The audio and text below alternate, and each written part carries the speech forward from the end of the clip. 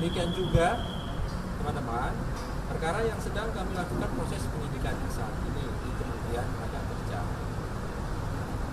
Kami sudah sampaikan kegiatan dari proses penyidikan ini beberapa waktu yang lalu di Agustus, 18 Agustus, tim sudah melakukan proses penggeledahan. Artinya sudah ada proses penyidikan, gitu ya. Yang itu dilakukan jauh-jauh hari sebelum kemudian ada isu-isu yang berkembang saat ini terkait dengan proses politik. Sekali lagi kami tegaskan, ini tidak ada kaitannya sama sekali dengan proses-proses politik maksud, gitu ya. Kami ini KPK, lembaga penegak hukum. Dalam bidang penindakan, tentu politik bukan wilayah kami. Kami tegak lurus pada proses penegakan hukum tindak pidana korupsi. Jadi sama sekali tidak ada kaitannya proses-proses politik yang sedang berlangsung. Oleh karena itu kami berharap semua pihak untuk menahan diri.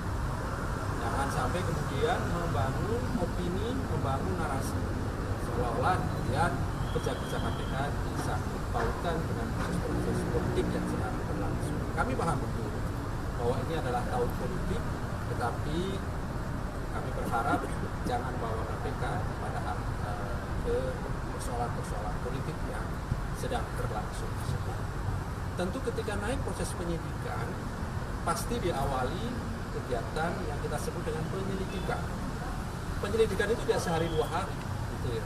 Itu proses panjang, dari mulai analisis, pengumpulan alat bukti, kemudian pengumpulan data dan informasi itu butuh waktu panjang.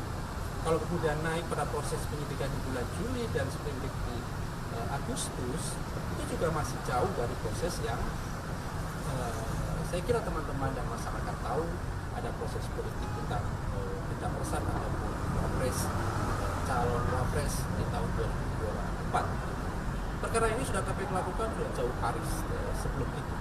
Bahkan kami pastikan sebelum Juli ataupun bahkan di tahun yang lalu. Itu sudah kami lakukan penerimaan laporannya, verifikasinya, telaahannya, proses panjang.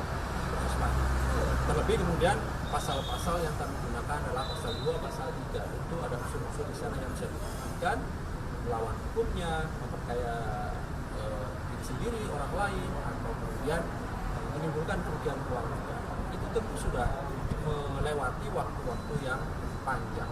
Jadi poinnya adalah sekali lagi tidak sehari 2 hari kemudian KPK melakukan proses penyidikan ataupun penegakan hukum dugaan korupsi di Kementerian Tenaga Kerja dimaksud, gitu ya.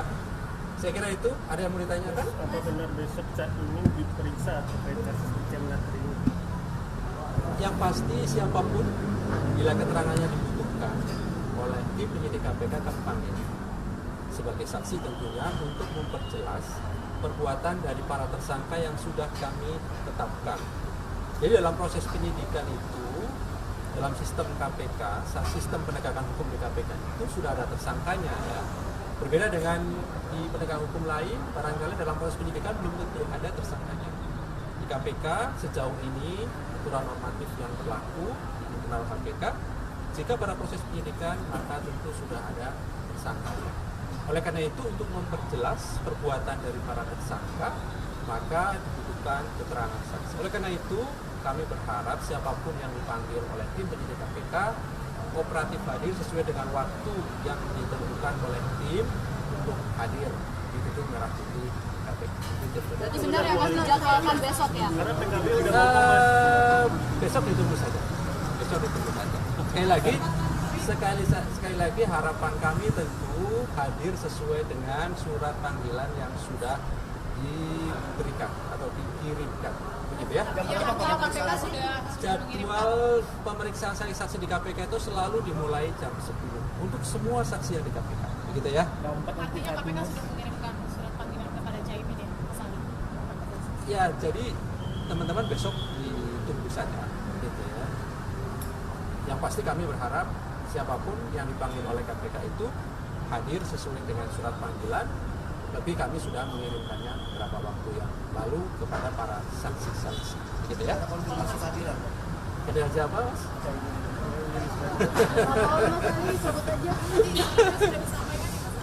Jadi untuk memanggil saksi itu minimal 3 hari sebelumnya sudah harus disampaikan, dan semua saksi yang dipanggil untuk besok hari Selasa itu pasti kami pastikan juga sudah diberikan surat panggilannya jauh hari sebelumnya. Oke? Adakah saksinya saat ini?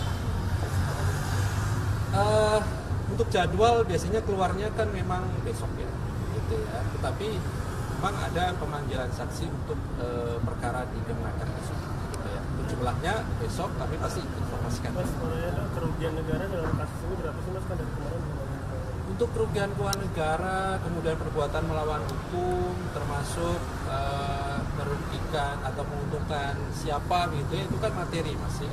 Sehingga nanti tentu kami akan umumkan secara resmi bersamaan dengan konstruksi perkara, termasuk mengumumkan para tersangkanya, dan kami pastikan bila memenuhi syarat pasti dilakukan penahanan. Di sanalah kami akan sampaikan kepada masyarakat secara utuh dan lengkap konstruksi dari perkara tersebut. Yang pasti kewenangan KPK berdasarkan pasal 11 itu kan minimal 1 miliar rupiah bila berhubungan dengan kerugian keuangan negara. Itu sudah memenuhi syarat dan melibatkan penyelenggara negara ataupun aparat penegak hukum. Itu syarat yang harus dipenuhi oleh KPK, minimal 1 miliar rupiah. Itu ya.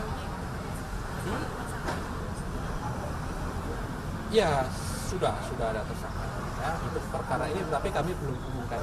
Kasus Ya. Mardani Maming kan itu kan udah eksekusi Mas. Nah,